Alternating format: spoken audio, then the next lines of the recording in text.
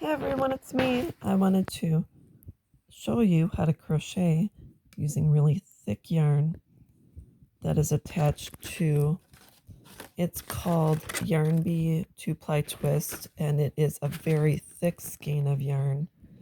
And I basically separated the red from the black just so I could instruct you more fully and use one color instead of two to make it easier.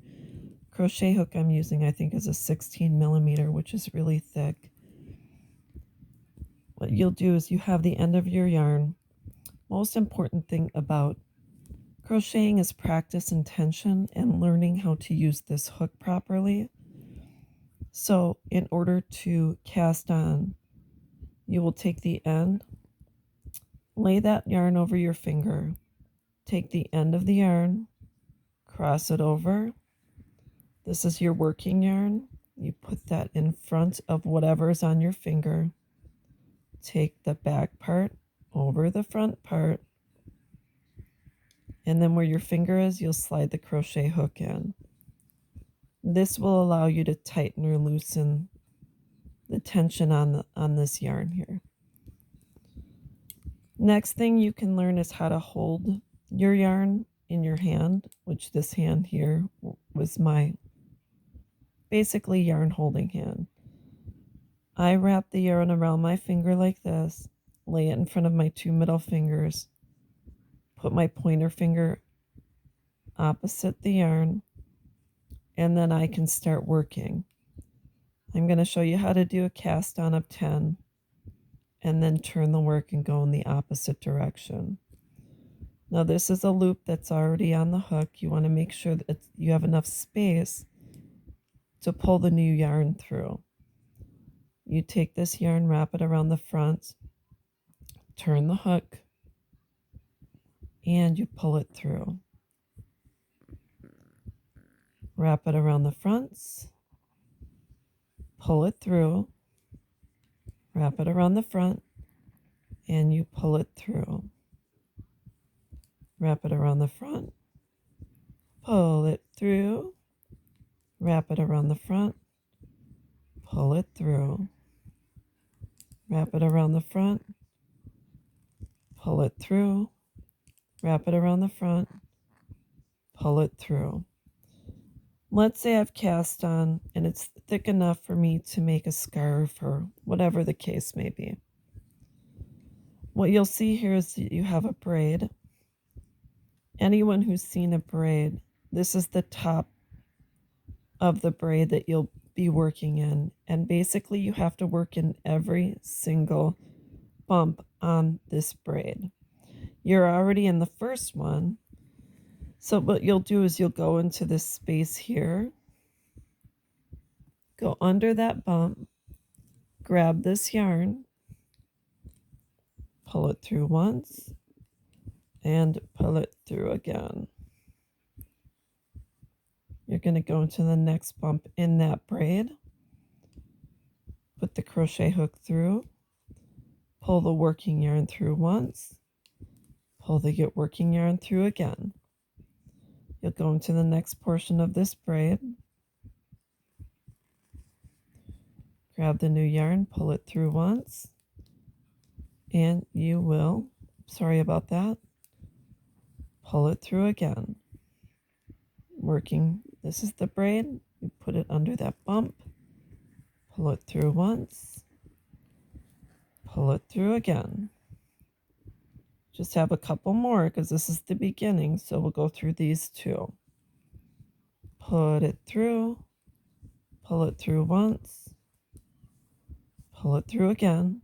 We're going to go through this last bump on the braid, pull it through once, and pull it through again. At this point, you're at the end of the second row. You're going to cast one more on the end, and then you're going to turn the work and face it in the opposite direction.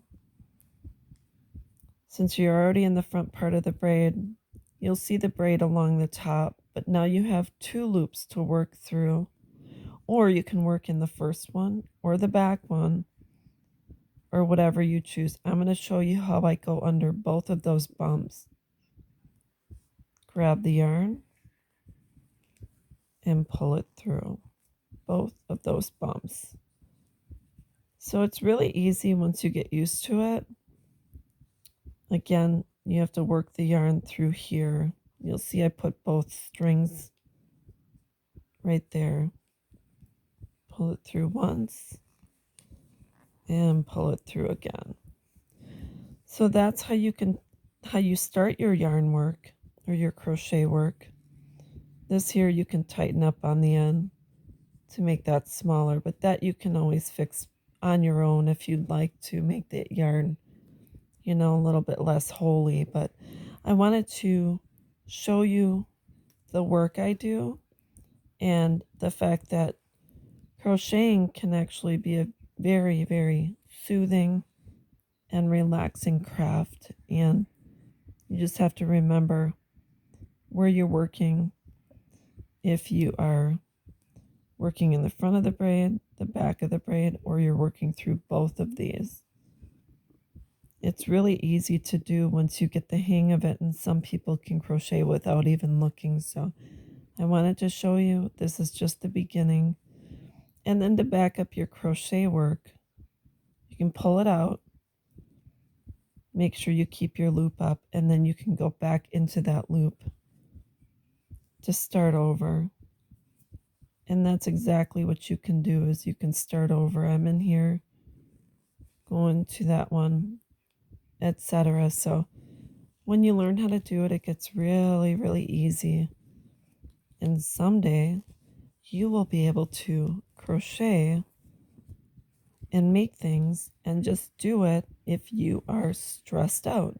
So it is awesome for relaxation, anxiety, etc. So that's what I wanted to show you. I hope that this helped. If you ever want to just start your work over, as long as there's not too much tension, you can pull out your work pretty easy and start over. So that's what you have to do. I will start this over someday and teach more, but thought I would use a thicker yarn so that everyone would get it and it would be easier to catch on rather than looking at a really small skein of yarn where it's real thin. So wanted to show you that. Real easy to pull out. Like I said, as long as there's not too much tension on the yarn, really easy to pull out. And it's actually just fun to play with yarn because it really is a soothing feeling on your fingers. If you like really soft yarn, this really would work for you. So just thought I would show you guys this. And that's about it. So that's how you start your yarn. Easy to put in, easy to pull out. And I hope this helped. So I hope everyone has a great day.